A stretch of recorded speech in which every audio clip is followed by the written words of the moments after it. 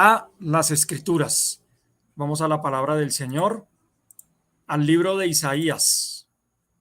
Es donde usted se encuentra. El libro de Isaías. Vamos a ir a la palabra. ¿Y qué es lo que dice la Escritura? La Escritura dice, en el libro de Isaías, capítulo 1. Vamos a estar en el capítulo 1, desde el versículo 10 en adelante. Señor Padre Santo, colocamos, Dios, esta transmisión delante de tu presencia, Señor. Colocamos, Padre Santo, primeramente los corazones, Señor. Colocamos primeramente, Señor Padre Santo, Dios, cada persona. Colocamos, Señor, nuestras vidas. Colocamos, Señor Padre Santo, la parte de la tecnología, Señor, que ha estado este día un poco molestando, Señor. La ponemos delante de tu presencia, que seas tú guiando, que seas tú dirigiendo, Señor. Guárdanos, Padre Santo, Dios de poder, que seas tú el que traiga la manera adecuada, Señor, de transmitir tu mensaje en el nombre de Cristo Jesús. Amén y amén. Dice la palabra del Señor entonces en el libro de Isaías, en el capítulo 1, desde el versículo 10.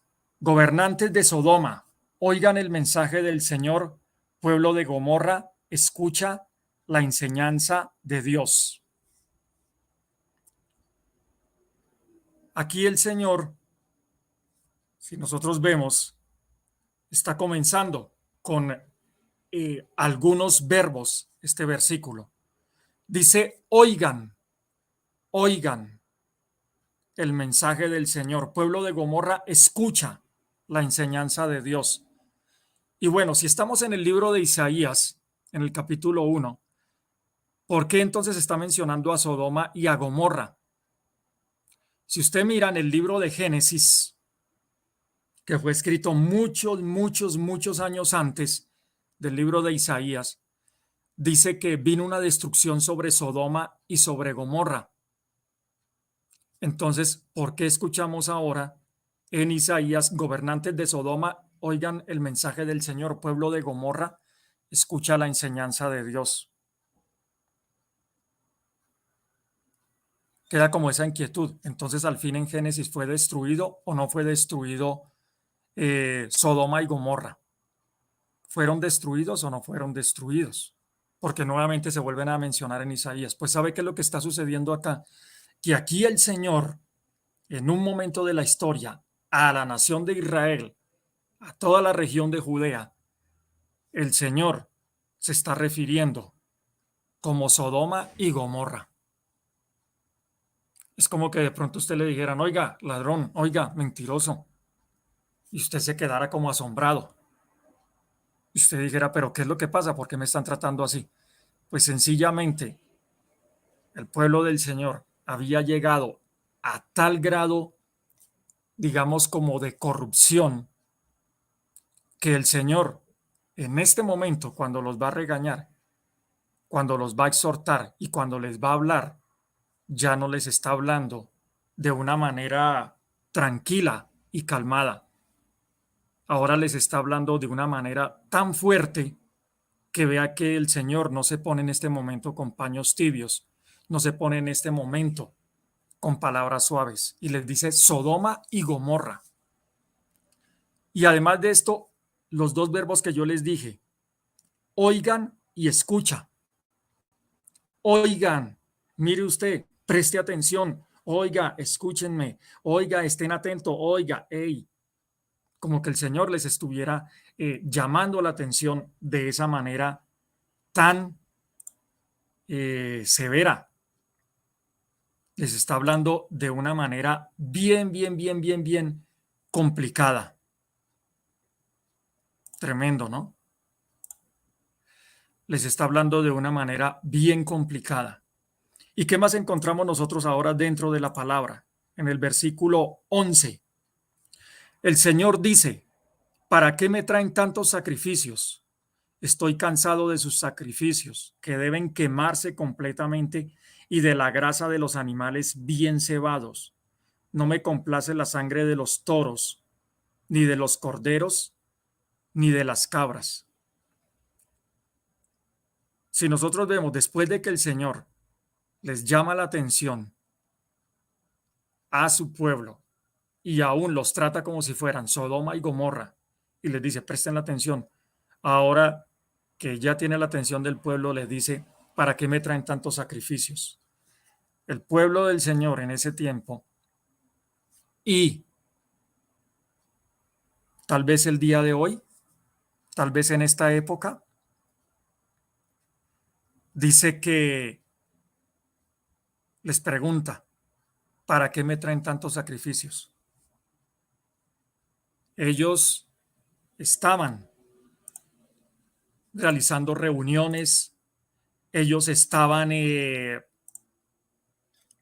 empeñándose de tal manera que le estaban trayendo buena cantidad de holocaustos. Acuérdese que en ese tiempo se presentaban holocaustos de animales delante de la presencia del Señor, y parece que no eran pocos, parece que eran muchos, parece que eran muchas actividades que habían en el templo, parece que eran muchas reuniones que había en el templo, parece que era un flujo constante de mañana, de tarde, de noche, parece que las personas se preparaban, se arreglaban, llevaban la cantidad de holocaustos, la cantidad de sacrificios, y los presentaban delante del Señor, y parece que era de manera continua, y venga, vamos a presentar que este cordero, vamos a presentar que este toro, vamos a presentar que esta vaca, vamos a presentar este holocausto.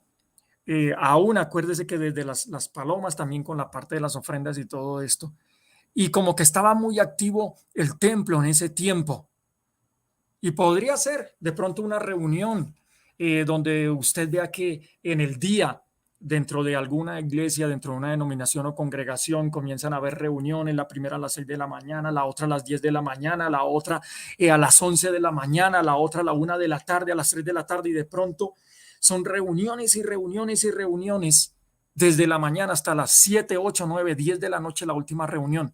Y uno podría decir, oiga, pero tremendo, mire cómo entra la gente, cómo sale la gente, cómo presenta todo lo que tiene que ver con un programa, lo que tiene que ver con alabanzas, lo que tiene que ver con oraciones de ayuno, de intercesión.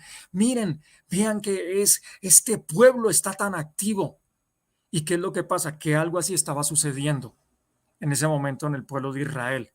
Y entonces el Señor dice que no se complace en la sangre de los toros, ni de los corderos, ni de las cabras, y dice que él está cansado. Y luego en el versículo 12, ¿quién les pide estas cosas cuando ustedes vienen a presentarse ante mí pisoteando mis patios? Tremendo, porque mire, eran muchos sacrificios, demasiadas actividades, y llega un momento donde el Señor lanza la pregunta. Y bueno, ¿quién le está pidiendo a ustedes que se pongan a hacer toda esta cantidad de cosas? ¿Quién les está pidiendo a ustedes que ustedes realicen toda esta cantidad de actividades? Dice él, ¿por qué ustedes lo están haciendo? Si no se están, ustedes se están presentando, no se están presentando con la mejor actitud, ustedes se están presentando para pisotear mis patios. Tremendo, tremendo. Ahora, ¿cuántas cosas de pronto nosotros estamos haciendo para Dios? ¿Cuántas cosas de pronto nosotros estamos realizando para el Señor? Y queremos tener bienes, riquezas, prosperidad. Queremos disfrutar de una buena vida. Y de pronto comenzamos a hacer una cantidad de cosas para Dios. Y comenzamos a hacer una cantidad de actividades para Dios. Y de pronto hasta estamos yendo todos los días a la reunión del templo. Pero ¿qué es lo que sucede? ¿Qué es lo que pasa? ¿Cuántas de esas cosas que tú y yo muchas veces hacemos, Dios verdaderamente nos las mandó a hacer? ¿Cuántas veces de pronto hay personas que están día y noche, día y noche, día y noche en un templo? ¿Cuántas personas están día y noche realizando actividades en el ministerio? Y de pronto, déjame decirte, si tú eres un hombre, ¿cómo está tu esposa? Si tú pasas todo el día en la iglesia, de domingo a domingo, ¿cómo está tu esposa? Algunos lugares donde de pronto de domingo a domingo recogen dinero y dinero y dinero y dinero. ¿Y cuántas personas puede que no estén endeudadas? Que Dios esté buscando que sean buenos administradores. Y de pronto hay sitios donde tú estás el lunes y tienes que pagar por una actividad de alguna congregación. Vas el martes, tienes que pagar por otra actividad. Vas el miércoles por otra actividad y termina una semana y diste dinero que podía también ser destinado para tus hijos, para tu casa, para tu hogar, y vuelve el sábado y el domingo, y vuelves y entregas dinero, y vuelve el lunes, vuelve el martes, y es dinero, dinero de manera constante. Y de pronto tú dices, Señor, tienes que bendecirme, porque mira que todo el dinero yo te lo estoy entregando a ti, pero ¿qué pasa que no me has vuelto millonario? ¿Qué pasa que no estoy disfrutando de la riqueza de las naciones? ¿Qué pasa, Señor? ¿Será esto lo correcto? ¿Será eso lo que Dios te está enviando?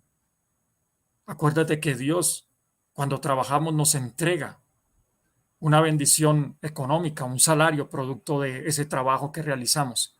Y viene la pregunta, ¿cómo estás tú administrando todo ese salario? Es cierto, debemos bendecir la obra del Señor, pero ¿tus padres cómo están? ¿Tu esposa cómo está? ¿Tus hijos cómo están? ¿Cómo está tu familia? ¿Los estás bendiciendo a ellos también? ¿O tienes el dinero, lo estás distribuyendo de una manera desbalanceada? Aquí nuevamente, si tú miras, toda la nación de Israel estaba haciendo una cantidad de cosas supuestamente para Dios. Y el Señor les lanza esa pregunta. ¿Quién les pide estas cosas cuando ustedes vienen a presentarse ante mí? Pisoteando mis patios. ¿Quién les está pidiendo que hagan todo eso? Y vea lo que dice el Señor. No me traigan más ofrendas inútiles. Su incienso me desagrada. Ya no aguanto sus reuniones de luna nueva, los días de descanso y las demás fiestas religiosas, mientras practican el pecado. Porque a veces nosotros pensamos que podemos comprar a Dios, que a veces de pronto Dios es como nosotros, como los seres humanos, que a veces a nosotros, ¿cómo nos bajan la ira, la ansiedad, la depresión o la tristeza? Muchas veces a nosotros cómo nos quitan eso trayéndonos dinero. Nos traen 1 millón, 2 millones, 3 millones. Usted estaba triste, le trajeron 3, 4 millones de pesos, se le fue la tristeza. Estaba enojado, le trajeron 4, 5, 6 millones de pesos, se le fue la ira y el enojo. Y muchas veces nosotros pensamos que así es con Dios. No, yo voy a estar de lunes a viernes, de lunes a sábado, voy a estar haciendo una cantidad de actividades que van en contra de la palabra del Señor. ¿Y qué es lo que pasa? Que luego decimos, vamos a ir a la iglesia, vamos a participar de este ayuno, y con eso pues el que peca y reza empata. Ya me porté mal estos días, voy a ir a un ayuno, y bueno, que Dios tenga en cuenta mi ayuno y me arregle toda mi vida y toda mi situación. He estado en estos días haciendo cosas que a Dios no le agradan, voy a ir el domingo a la iglesia, llevo una buena ofrenda, un buen diezmo, se lo doy al pastor para que el pastor se lo presente a Dios, y bueno, y le voy a llevar a Dios algo bien, un dinero, un buen dinero, para que allá después Dios no venga por allá a tratarme mal en el resto de la semana. ¿Y sabe aquí qué pasó? Vea, entonces el pueblo de Israel, lo que estaba sucediendo. El Señor dijo, no, no me traigan más ofrendas inútiles. No me las traigan más. No me traigan ese tipo de ofrendas inútiles. ¿Y qué más sigue diciendo la Escritura? Detesto sus fiestas de luna nueva y demás fiestas religiosas. Todo eso se me ha hecho insoportable. Estoy cansado de todo eso. Porque a veces nosotros pensamos que para agradar a Dios, entre más hagamos, entre más programas hagamos. Y esto, inclusive a veces en las iglesias, comienza desde el ministerio de niños o desde el ministerio de jóvenes. Usted sabe que algo en lo cual uno se puede deleitar. El Señor decía, no solo de pan vivirá el hombre, sino de toda palabra que sale de la boca de Dios. Y hoy en día, muchas veces, aún dentro de los ministerios, y especialmente en los ministerios de jóvenes, y a veces hasta dentro de los adultos, ¿sabe en qué a veces nos convertimos nosotros? En lugares de reunión donde queremos tener a la gente contenta. Entonces los ponemos de pronto solo a ver películas. De pronto los ponemos solo a hacer reuniones. donde la gente se sienta contenta, se sienta gozosa. De pronto los ponemos a hacer reuniones donde solo sea de comida y ponemos a hacer una cantidad de actividades, pero ahí viene la pregunta, ¿en esas actividades que se están realizando está la palabra de Dios? ¿Estamos colocando a las personas para que las personas puedan leer la palabra de Dios? Muchas veces la gente busca a los pastores. Pastor, ore por esto, pastor, ore por lo otro, pastor, es que mire que me metí en un problema. Y hay pastores que les agrada ser los bomberos de las personas. Pero viene la pregunta, ¿y nosotros como pastores estamos llevando a la gente a las escrituras?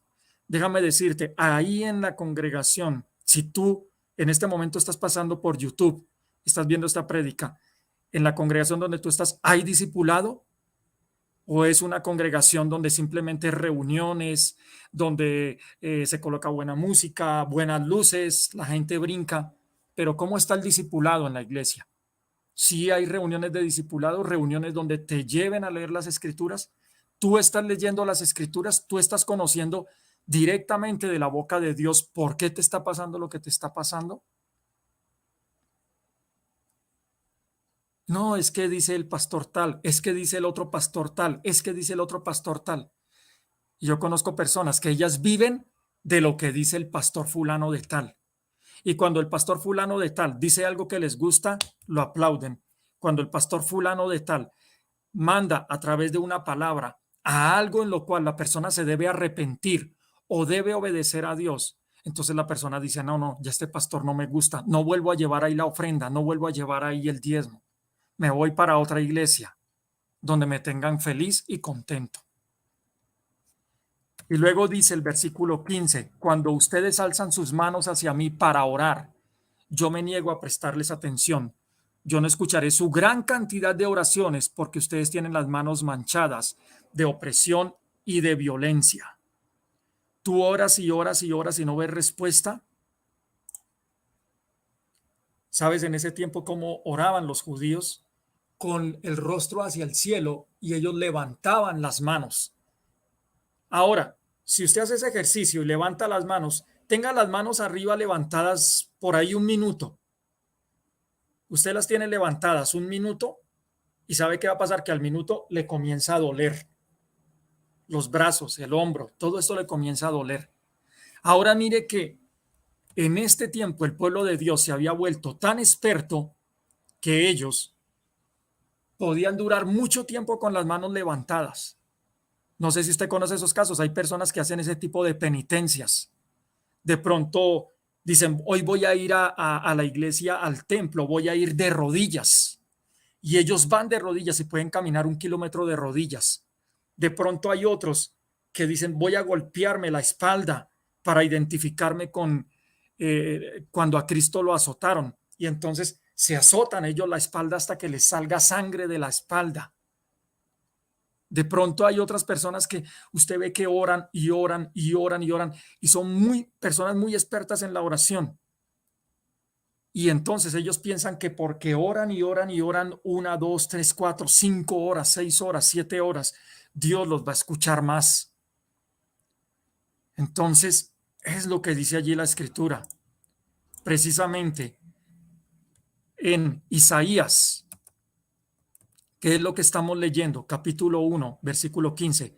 Cuando ustedes alzan sus manos hacia mí para orar, yo me niego a prestarles atención. Ya no escucharé su gran cantidad de oraciones porque ustedes tienen las manos manchadas de opresión y violencia. Versículo 16. Y aquí viene la respuesta, porque tú estarás preguntando, bueno, pero si el título de la charla es disfrutarán las riquezas del país, entonces este pastor, ¿qué es lo que está hablando? Vea toda esta cantidad de cosas que está hablando aquí, como que vino hoy con la Biblia, fue a regañarnos. Espera un momento. Mira la solución, mira lo que Dios le dice a su pueblo en medio de todo lo que está haciendo. Versículo 16, Isaías 1:16. Límpiense y purifíquense, quiten sus maldades de mi vista, dejen de hacer el mal. Otra vez, límpiense y purifíquense, quiten sus maldades de mi vista, dejen de hacer el mal. Y nuevamente, a veces nosotros pensamos que la vida cristiana es comprarle una cantidad de cosas a Dios y es andar ocupados todo el día en la iglesia, de 6 de la mañana a 10 de la noche, haciendo cosas para Dios y descuidando el hogar, el esposo, la esposa, la familia, los hijos. ¿Sabes qué dice Eclesiastés? Todo tiene su tiempo. Acuérdate, en el Nuevo Testamento sí, el apóstol que decía, oren sin cesar todo el tiempo. Entonces, ¿eso qué quiere decir? ¿Que no voy a trabajar? ¿Que no voy a comer? ¿Que no voy a estar pendiente de mi hogar? Y ahí dice, oren sin cesar. O sea, oren sin hacer pausa. ¿Pero a eso será que se refiere la Escritura? Entonces, muchas veces estamos metidos en tantas cosas de la iglesia y muchas de ellas ni siquiera Dios nos ha mandado a hacer. Y son buenas, y son buenas. Pero ahí viene la pregunta, ¿te mandó Dios a hacer eso? Y muchas veces lo que Dios quiere, en primer lugar, es eso. Primero, límpiense y purifíquense. Quiten sus maldades de mi vista, dejen de hacer el mal. Muchas naciones, muchos pueblos y ciudades quieren la bendición. Y de pronto uno ve cuando convocan gran evento profético por la prosperidad. Declare que su nación es bendecida, declare que su nación es próspera. Y hay muchas veces ministros de Dios que con buena intención, hermanos, vamos a reunirnos y vamos a ir a las plazas, vamos a ir a las presidencias, vamos a ir a las gobernaciones, a las alcaldías y vamos a decretar que nuestra nación es rica, que nuestra nación es próspera, que todo mundo, en este caso en Colombia, vamos a declarar que en Colombia todos, no hay ninguna pobreza. Y he escuchado profetas, entre comillas, que dicen, y así dice el Señor, quitaré la ruina de Colombia, quitaré la pobreza económica de Colombia. Y la gente sale y aplaude, uy, qué bueno, no vamos a estar más pobres. Y vea, mire nomás la situación a nivel mundial, pero busque usted mismo en internet profetas que declararon prosperidad sobre Colombia. Y usted va a encontrar personas muy reconocidas. Y ahí están esas profecías. Y vaya usted a ver los índices y niveles de pobreza. Pero mira el método de que tú disfrutes las riquezas de un país. Límpiense y purifíquense, quiten sus maldades de mi vista, dejen de hacer el mal, es lo primero. Y también, ¿qué más dice la Escritura?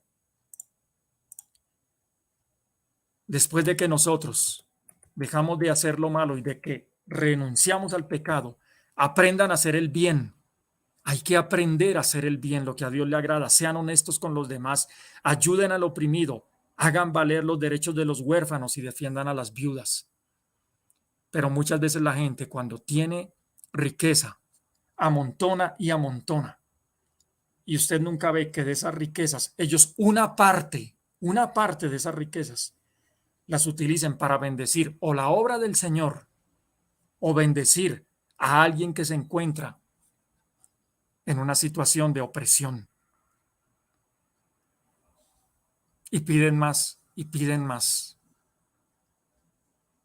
Quieren ser bendecidos, pero no quieren ayudar en la bendición. Y muchos de ellos, que son prósperos y ricos y millonarios, a veces piensan que ellos lo hicieron por su propio esfuerzo, pero se olvidan de pronto que alguien estuvo orando por ellos, que en una iglesia había un grupo de intercesión pidiendo que toda esa zona Dios la guardara y que pudieran levantarse personas de bien. Aún más, muchos de ellos se olvidan de sus padres, de la educación que le dieron sus padres para que ellos fueran unas buenas personas, y muchos de ellos se olvidan cuando tienen mucho dinero, se olvidan de bendecir a sus padres. Aprender a hacer el bien, aprender qué tanto le cuesta a las personas tomar un discipulado en una iglesia. No quieren aprender, quieren solamente que el pastor ore, quieren solamente llevar un dinero, comprar el favor de Dios, pero la gente no quiere aprender, no quiere aprender. Les molesta tener un tiempo para leer la escritura, para estar en un discipulado en la iglesia. ¿Qué dice el versículo 18? Isaías 1:18. El Señor dice, vengan y arreglemos el pleito. Aunque sus pecados sean como el rojo encendido, ustedes quedarán tan blancos como la nieve. Aunque sean rojos como la púrpura, ustedes serán tan blancos como la lana. Mira, por favor, escucha la palabra del Señor. Hoy hemos tenido muchas dificultades para que esta transmisión pudiera salir, aún cosas que no nos pasaban. Lo que pasa es que ustedes del otro lado del YouTube de pronto dicen, ay, vea esa iglesia, vean tan desordenados, miren, aquí estamos esperando la transmisión, ay, vamos a cambiar el canal más bien para otro lugar, con las personas de Impacto Global. Pero ustedes a veces no saben detrás todo lo que se presenta cuando la palabra de Dios tiene que ser expuesta. Y yo sé que este mensaje de pronto no es tan popular, que usted tal vez estaba esperando algo como, uy, bueno, el pastor hoy nos va a dar las 3, 4 claves para ser ricos y prósperos y multimillonarios en una semana.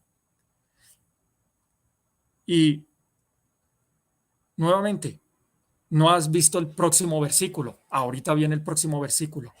Pero mira cómo es el método de Dios. Y en el método de Dios, el Señor te dice, ven primero y estemos a cuentas. Mira, Dios te puede bendecir. Y no es voluntad de Dios que la gente viva en la ruina. Ahora, tampoco es voluntad de Dios que todo mundo sea multimillonario, que ese es el otro extremo. Y veo muchas personas cristianas que a veces, porque a veces Dios está bendiciendo más a otro hermanito, a otra hermanita, ay, pero Señor, ¿y por qué yo tanto que te sirvo? Y le sacan en cara esto a Dios, pero Señor, si yo llevo más tiempo orando, si yo llevo, mira todos los discipulados que he tomado, Señor, mira todos los ayunos que yo hago en la iglesia, ¿y por qué tú sí bendices más a fulano o a sutano? Acuérdate que Dios, en una de las parábolas, el Señor Jesús decía, a uno al 30, a otro al 60, a otro al 100 por uno. Dios mira cómo distribuye. Entonces, no todos vamos a tener la misma cantidad de recursos, pero lo que sí el Señor nos promete es, dice, no hay justo desamparado, ni su descendencia que mendigue pan. La ruina no debe hacer parte de nosotros, pero tampoco nos vayamos al otro extremo de ser multimillonarios. Y el Señor, ¿qué es lo primero que dice? Para restaurarte, para sacarte de toda esa ruina. El Señor dice, primero, déjese limpiar, límpiese, quite toda esa inmundicia de su vida y aprenda. Y es sencillo. Conocí personas que me mostraban papeletas de pactos que hacían. Pero mire, si yo hace una semana hice este pacto y hace un mes hice este otro y me traían, decía, vea todos los pactos que he hecho con Dios, la cantidad de plata que le he dado y por qué Dios no me está bendiciendo. Y había gente y salía así enojados.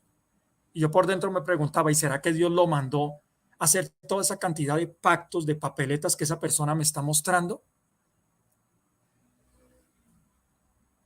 Gente que piensa que puede así comprar a Dios, no quieren estudiar, no quieren ya ir a la universidad, porque no, yo voy a hacer un pacto para que Dios me vuelva multimillonario, pero eso de estudiar y eso de esforzarse y eso de aprender, ¿para qué? Y hay gente que promueve eso. No, usted solo pacte, traiga esta acá, esta super ofrenda y Dios le va a abrir todas las puertas. Pero si ve cómo es el método de Dios, estemos a cuentas. Y si tu pecado es muy grave, mira, si tú estás todavía con vida, es porque todavía tú te puedes arrepentir y porque Dios te puede limpiar y porque Dios te puede restaurar. Y quiero que mires este versículo que se encuentra allí en Isaías 1:19. Si ustedes están dispuestos a obedecerme, entonces disfrutarán las riquezas del país. ¿Tú estás dispuesto a obedecer al Señor? ¿Estás dispuesto a comenzar a leer las escrituras, a orar? ¿O quieres todavía ir semana tras semana poniéndole la lágrima al pastor? Pastor, es que ahora me pasó esto. Pastor, es que ahora me pasó lo otro. Y la gente, yo no sé, o sea, le gusta como endiosar a los pastores, como miren, o sea, ¿sabe cuál es el poder de nosotros? Y ni siquiera es un poder, porque eso a veces uno le predica a 10, 15 o 20 personas y en un mes mucha gente se va otra vez de la iglesia y vienen los que están buscando la bendición, duran un mes, se van otra vez de la iglesia. Y a veces la vida de uno como pastor, cuando uno no predica lo que la gente quiere, muchas veces es esa. Es estar uno, Señor, pero mira por qué la gente no quiere estudiar la palabra, no quiere orar. La gente a veces quiere que sea el pastor el que le solucione todos los problemas, pero te estoy mostrando el método de Dios, La labor de nosotros como pastores es guiarte para que tú te puedas arrepentir, para que tú motivarte para que no te metas en la vida de pecado, para que tú busques al Señor, para que tú aprendas a escuchar la voz de Dios y para que Dios te guíe. ¿Cómo es que tú debes alcanzar la bendición? Es motivarte para que tú hagas equipo con Dios, pero a veces la gente no quiere hacerlo. Y lloran, y así entran en ese círculo. Pero tú viste la promesa del Señor. Si tú buscas alejarte del pecado, alejarte de la inmundicia y obedecer al Señor, tú escuchaste y viste ahorita el versículo, el Señor te va a permitir que disfrutes las riquezas del país. Es posible, pero hazlo a la manera del Señor. Y ya no permitas, como decimos aquí en Colombia, no permitas que te tumben. Muchas veces cuántas actividades, cuánta plata, y tú vives de seminario en seminario, de congreso en congreso, pagando una cantidad de dinero. Y no digo que no, sí. A veces todos estos eventos pues implican una serie de gastos. Pero de pronto cuánta plata no has perdido yendo de un lado para otro buscando la varita mágica. Mira lo que el Señor decía, el Señor Jesús en Mateo 23-27. Ay de vosotros, escribas y fariseos hipócritas, porque sois semejantes a sepulcros blanqueados, que por fuera la verdad se muestran hermosos, mas por dentro están llenos de huesos de muertos y de toda inmundicia. En esa época, y más cuando se acercaba toda la festividad de la Pascua, acuérdate que dentro de la ley de Moisés, cuando alguien medio tocaba un cadáver o tenía algún contacto, era considerado impuro. Entonces, ¿qué era lo que hacía la gente? Ay, no, es que para no volvernos impuros, entonces ellos cogían las tumbas y las pintaban de blanco, pues para que la gente ni por accidente se fuera a contaminar. Y eso era lo que ellos hacían, actos externos. Entonces, las tumbas, hoy en día, con lo avanzado que está todo y lo moderno, cuando hay un velorio y tú vas al velorio, mira, las salas de velación, los lugares hoy donde a las personas las velan antes de enterrarlas, son muy bonitos y uno queda asombrado y uno entra y ve todo y tienen un personal que saluda bien a las personas, los guía, o sea, es muy hermoso muchos lugares, pero por dentro precisamente, ¿qué es lo que hay? Pues los cadáveres, los cuerpos de las personas, los ataúdes. Yo he visto unos ataúdes muy bonitos, una madera, o sea, muy bien pintados. Uno dice, oiga, qué ataúd tan bonito. Pero por dentro, ¿qué hay dentro de un ataúd? Pues los cuerpos de los muertos. Y así el Señor Jesús se refería. Y les decía, hipócritas, sepulcros blanqueados, son muy bonitos por fuera, pero por dentro son huesos de muertos. Y tal vez a alguien el Señor le esté hablando con esta palabra. ¿Cuál es mi motivación como pastor para ti? Deja de ser un sepulcro blanqueado.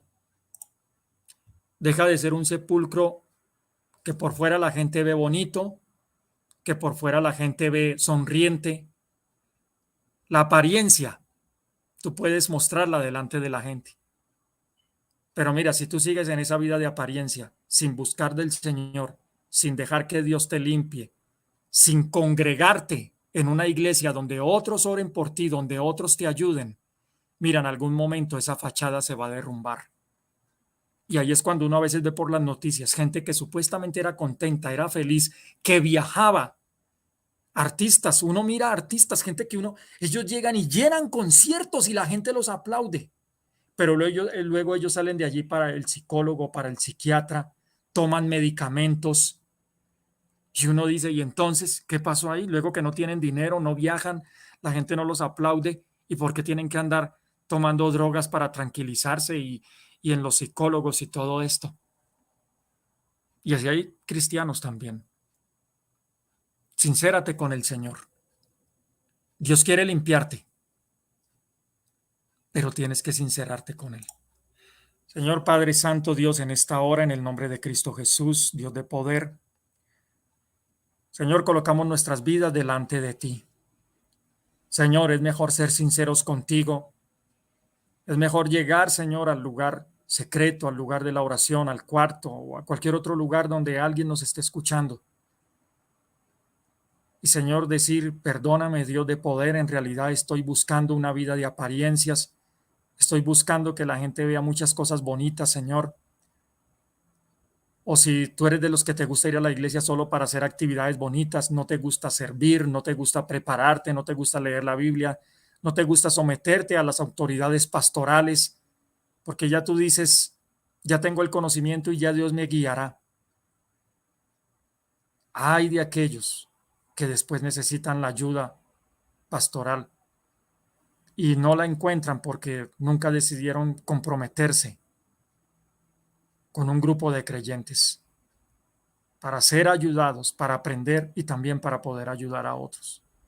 Señor, perdónanos, Dios de poder, que no seamos sepulcros blanqueados, que seamos rectos y sinceros delante de ti. Y tú nos tienes esa promesa. Si nos limpiamos, si dejamos de andar oprimiendo a los demás, si dejamos de andar buscando la riqueza solo para demostrarles a otros el dinero. Señor, si nosotros en verdad te buscamos de un corazón contrito y humillado, con sinceridad, tú tienes una promesa, Señor.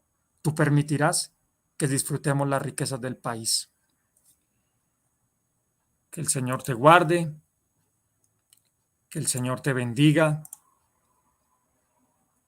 Iglesia, que la paz de Dios, que sobrepasa todo entendimiento, pueda llegar a tu vida también en este tiempo, en el nombre de Cristo Jesús. Y si tus pecados fueren rojos encendidos, el Señor te puede limpiar para que seas blanco como la nieve. Que el Señor te guarde, que el Señor te bendiga.